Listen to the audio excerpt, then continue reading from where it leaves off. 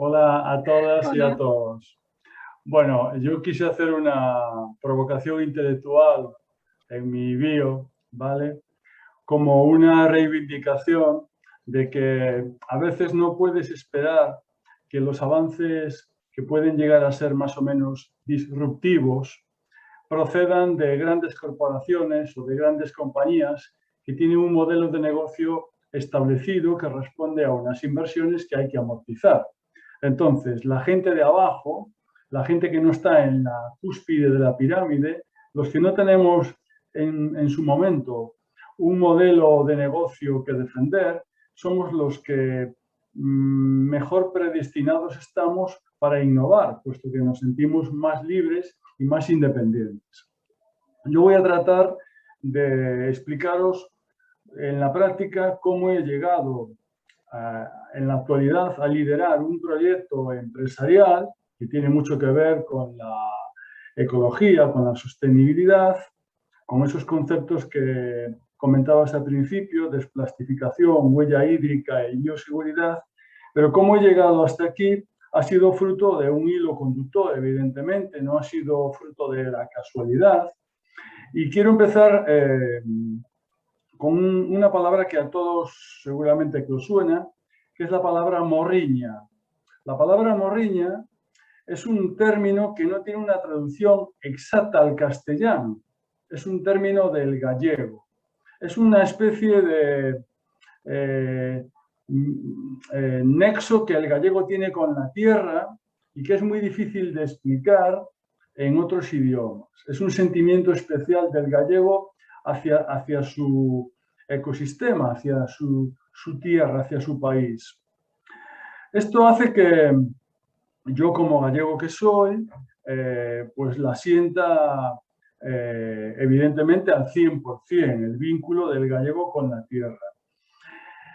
Yo me crié al lado de un negocio familiar que tenía mucho que ver con la tierra, concretamente con esa verdura, entre comillas, a la que yo aludo, pero en mi casa había un negocio de plantones de siembra, plantas que se cultivaban en determinadas comarcas de Galicia y nosotros comercializábamos esas plantas en otras comarcas de Galicia donde no eran viables inicialmente, pero sí eran necesarias. Es decir, zonas ganaderas donde el semillero en su momento no tenía visos de éxito, pero una vez que la planta y la variedad autóctona adquiría ciertas características, sí que podía prosperar. Entonces, eso me hizo conocer la realidad gallega, me hizo conocer la agricultura de finales de los 70, de los 80, de principios de los 90, la realidad, las unidades de explotación agrícolas que había en Galicia, explotaciones pequeñas, familiares, pero también la alta calidad ecológica con la que se desarrollaba la producción. De ahí que con el paso del tiempo también vi cómo se iba transformando la realidad de ese entorno, se industrializaba, se introducían parámetros de rendimiento económico sin tener en cuenta las necesidades de calidad y sin tener en cuenta el respeto al medio ambiente. Y fui testigo de esa transformación de lo que yo conocí inicialmente como agricultura ecológica y en lo que se fue transformando. Vinieron los invernaderos, vino el plástico, vinieron los fitosanitarios, vino una cultura de producción, se aplicó ya el capitalismo a una realidad que en aquel momento en Galicia era de autoconsumo y de venta de excedentes. Pero evidentemente el fenómeno era llamativo. Todo esto hizo que una de mis experiencias, que no tienen nada que ver con el tema agrícola, fueran de emprendedor empresarial. Y en los años 90, a principios de los 90, en el 91, yo edificaba en Lugo viviendas, lo que hoy se podría llamar la versión coetánea de una vivienda passive house.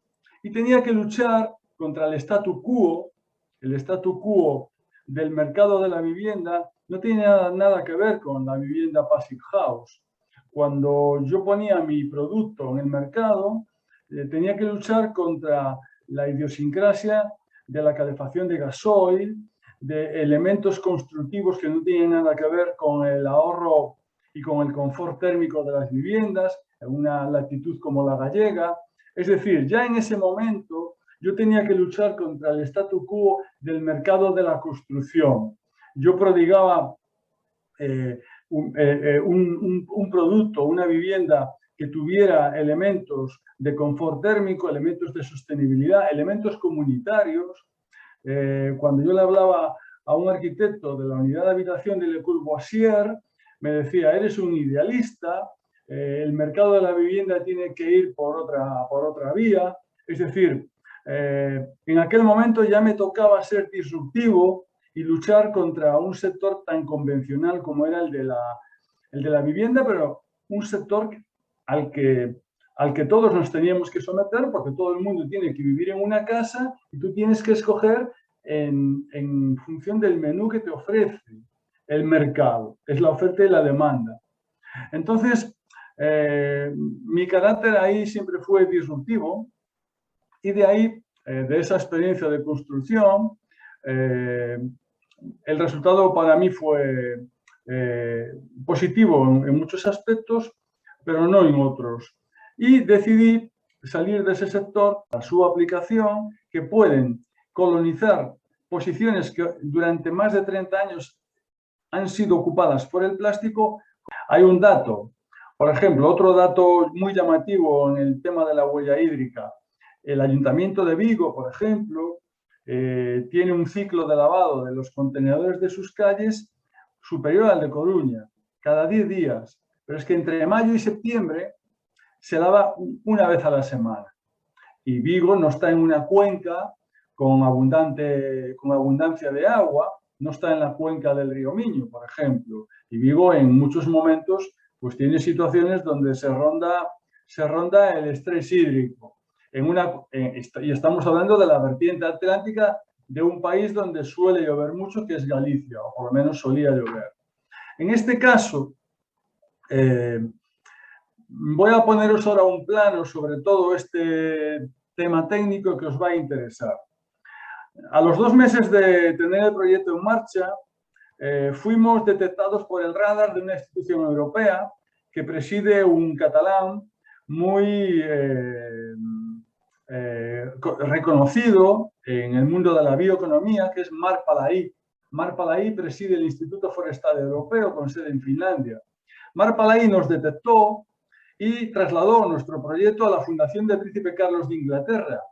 Esta fundación nos incluyó en el discurso que el Príncipe Carlos pronunció en el Foro de Davos como un ejemplo de proyecto sostenible. Fijaros a dónde llegamos sin querer, sin tener la intención, pero sin embargo, con este reconocimiento a nuestra sostenibilidad, hay veces que un concejal de un ayuntamiento de 5.000 habitantes de la Galicia profunda, pues no me recibe, ¿no? No quiere ni conocer nuestro proyecto en primera persona. Con lo cual, volvemos al statu quo, al término statu quo. El statu quo, en muchas ocasiones, impide que los avances, que el desarrollo, que la innovación lleguen al consumidor. La administración pública de este país es el principal nicho de plástico que hay en la sociedad en este momento. Si sumamos toneladas de plástico, supera a la agricultura, con mucho. Las toneladas de plástico, además de alta densidad. No estamos hablando de pajitas, ni de platos, ni de vasos. Estamos hablando de que un contenedor como el que hay en Santiago de Compostela, o como el que hay en Vigo, o como el que hay en Lugo, necesitó 130 kilos de plástico del que venía en el Prestige, del que venía en el chapapote. Porque cuando se habla de plástico, no se habla del origen. La trazabilidad del plástico no tiene nada que ver con la trazabilidad del producto celulósico. El producto celulósico, el papel, el cartón, la fibra, no procede nunca de estados fallidos. Es decir, Sudán, Libia, Irak, exportan petróleo al resto del mundo en condiciones que no son legales. la atractividad del petróleo no tiene nada que ver con la atractividad de todos los